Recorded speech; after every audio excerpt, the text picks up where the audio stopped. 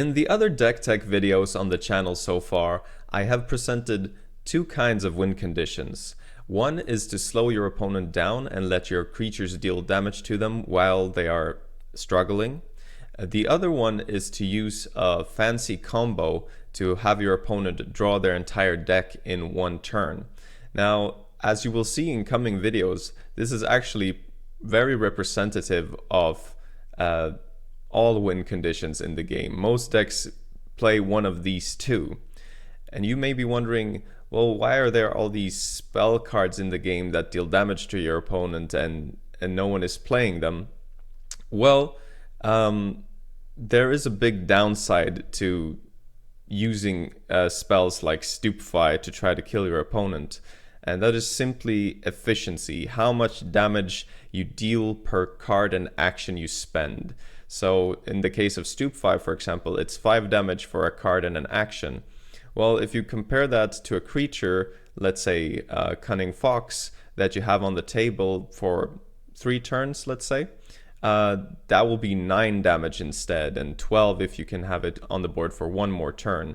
So the amount of damage you're getting per card is greater. The same applies to the combos that make your opponent draw their deck. For example, the one I showed in the Ron's Help video, where you play Venomous Tentacular Juice and Dobby's Help, it does require a lot of power, but if you play Dobby's Help and Venomous Tentacular Juice, that is your opponent losing at least 15 cards from their deck per card you are playing. And if you are ever playing 3 of the combo pieces in the same turn, then they are losing the game. So you can see how this is way better than a card like Stupefy, where if you had played 3 copies of Stupefy, they are only dealt 15 damage, which they can almost recuperate just by using Madame Pomfrey 1 time. There are some potion spells like Malevolent Mixture that deal a pretty good amount of damage for the power requirement that they have, but the problem is that these cards require you to discard potions lessons from play, so you can't just chain a bunch of them after one another. The lesson type or power type where they have pushed spell damage the most is Quidditch, and we are trying to show in this video that we are not giving up on spell damage, that there is a way where we can play it where it makes sense. In order to achieve this, we are playing Angelina Johnson as our starting character. She gives us an extra action on our turn if there is a match in play before our turn starts.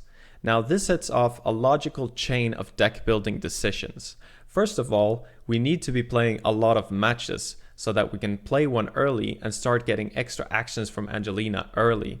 But also we need to be able to replace matches when we win the matches or the matches are discarded from play. Now, because we are playing matches, we need to be playing Quidditch lessons to be able to play those matches. And because we are playing Quidditch Power in this deck, our means of completing the matches by dealing damage will be through Quidditch spells. Now, because our opponent is either trying to make us draw our entire deck, which is not dealing damage, or playing creatures, which deal damage very gradually, we are not usually worried that our opponent is going to be able to complete the matches that we play. In this deck, we are playing 4 copies each of 2 different kinds of matches. The first match is called Hufflepuff Match, and in order to win it, you need to do 8 damage to your opponent, and the winner gets to do 5 damage to their opponent and draw 5 cards. This one is ideal to play early because it's easy for us to complete early and before our opponent has a chance to do it, and it gives us a lot of cards to accelerate our game plan. We just want to make sure that when we win the match, we can play one more match before ending our turn so that we don't stop getting extra actions from Angelina. The second one is 3-month-long match, which requires 30 damage to win it. And when we win it, we deal 15 damage to our opponent. So usually when this match is won, the game is over. But the best thing about this match is that it takes so long for anyone to win it that it will stay on the board for a long time, and Angelina will keep giving us actions for it. Now let's have a look at the spell cards of the deck. So the first one we're playing is called Searching for the Snitch. And it allows us to search our deck for a Quidditch lesson or a card that needs Quidditch power and put it into our hand. And In this deck, that means we can search our deck for any card. So essentially, we are losing an action to transform this card into any card in our deck. And of course, it's bad to lose an action, but the flexibility of this is really great. If we are missing our match, we can get a match. If we're missing some other piece that we really need, we can get that. If we need a particular spell, we can get that. So just a very flexible card, and it allows us to play few copies of some very powerful cards that we only want to see in rare cases. The rest of the spells in the deck are there to deal damage to our opponent, so that we can win matches and finally deal enough damage to win the game. The cheapest one of these is Biased Commentary, which requires 3 power. It says, the next time this turn you play a spell card that needs Quidditch power, if that card does damage to your opponent, it does 5 more damage. So this is like a Stoop 5 for only 3 power, with the downside that we need another spell to combine it with. But we are playing plenty of spells, so that should be fine. And this can be used early and combined with other cards to quickly complete our Hufflepuff match and draw more cards to accelerate our game plan. The next spell in the deck is the most powerful. It's called Fouled. It requires 4 power, and it says, do 4 damage to your opponent. During your opponent's next turn, he or she gets 1 fewer action. If this would mean your opponent has fewer than 1 action, he or she still gets 1 action.